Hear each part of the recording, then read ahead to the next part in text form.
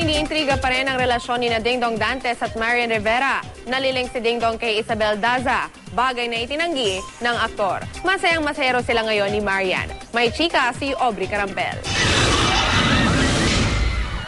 Bukod sa showbiz projects, kabi-kabila ang commitments ngayon ni Dingdong Dantes. Kahapon, naging panauwing pandangal si Dingdong ng E. Rodriguez High School sa kanilang pagdiriwang ng National Teachers Month.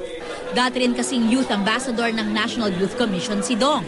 Kinagabihan, mga fans naman ang kanyang hinarap sa autograph signing ng Tik-Tik de Aswang Chronicles Comics, kasama ang co-stars na Lovey Poe at LJ Reyes.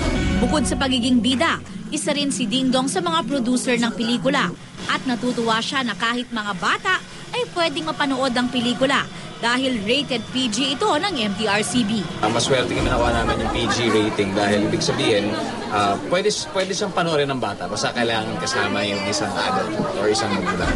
Sa gitna ng pagiging busy, inililink ngayon si Dingdong kay Isabel Daza na minsan na niyang nakasama sa isang endorsement sa isang event na corner ng presang nanay ni Belle na si Gloria Diaz na pinasinungalingan naman ang mga bali-balita. She's not the type to ever get somebody else's boyfriend.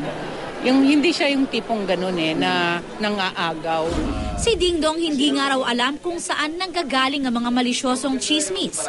Dahil hanggang ngayon, very much together pa rin daw sila ni Marian. We're very okay. In fact, we've never been this happy. So, confident naman kami sa relationship that we're stronger now than even we were before.